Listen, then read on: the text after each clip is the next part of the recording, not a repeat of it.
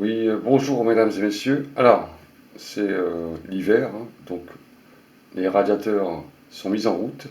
Là, vous avez des éléments qui sont froids, et là, vous avez des éléments qui sont chauds.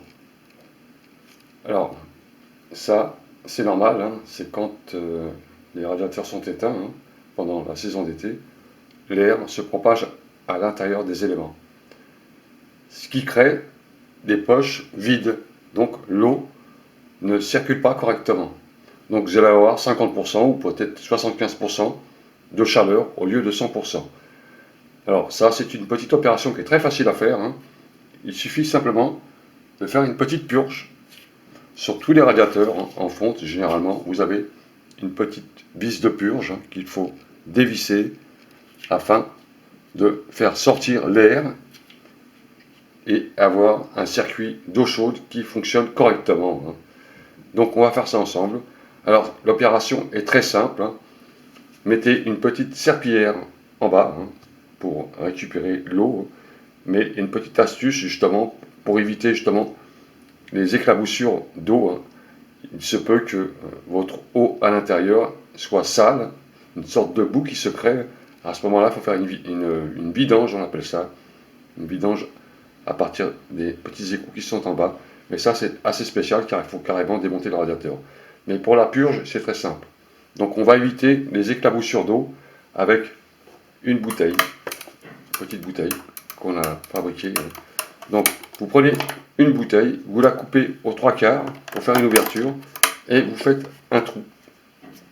Alors ça dépend comment votre radiateur se situe. Là, il est sur la gauche, donc je le fais sur la gauche pour que ce soit plus pratique. Vous faites un trou à l'intérieur.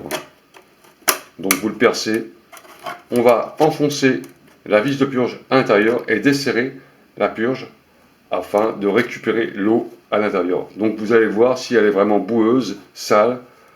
Il faudra peut-être faire une vidange afin d'enlever la base qui est à l'intérieur qui obstrue les éléments, hein, et diminue le chaufferage.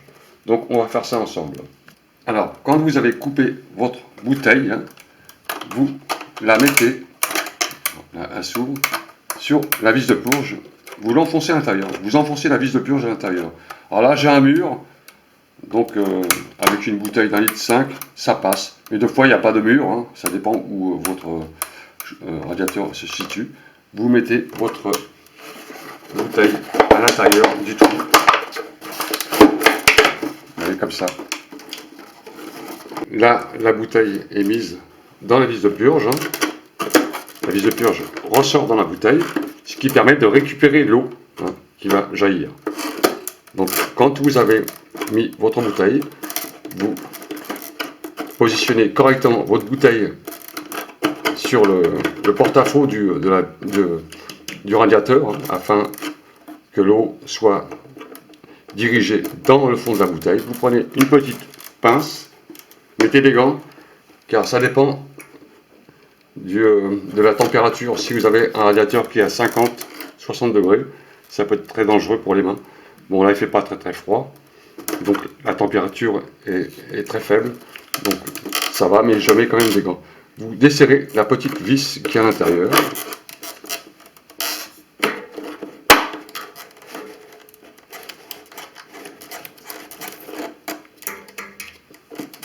Et vous l'ouvrez. Si vraiment ça éclabousse devant, ça dépend où le petit trou se situe. Vous refermez votre bouteille comme ça, afin de récupérer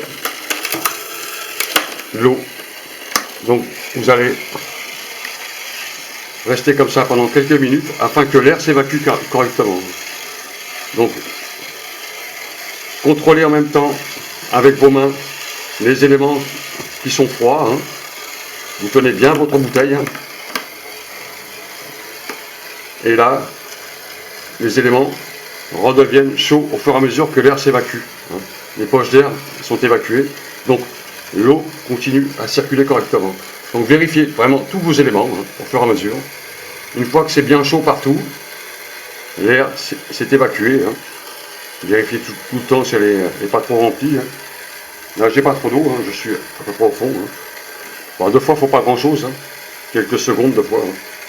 On vérifie tous ces éléments, s'ils sont bien chauds. Et ensuite, vous refermez votre petite vis de purge, ouais, tranquillement, comme ça. Vous enlevez votre bouteille. Là, vous avez mis quelques minutes pour faire votre purge. Hein. C'est pas une vidange, c'est une purge. On a récupéré un peu d'eau. L'eau est propre, donc j'ai pas de boue à l'intérieur de mon radiateur. Les éléments sont propres à l'intérieur. Alors, moi, je le fais tous les ans, donc je chasse en même temps la boue. Hein. Il faut le faire tous les ans, ça, hein, en général. Tous les ans, il faut répéter cette opération. Et là, vous avez récupéré l'eau du radiateur, et en même temps, vous vérifiez si votre eau n'est pas boueuse, car 2 fois, ils sont complètement saturés, et ça empêche l'eau de circuler correctement. Là, elle est propre.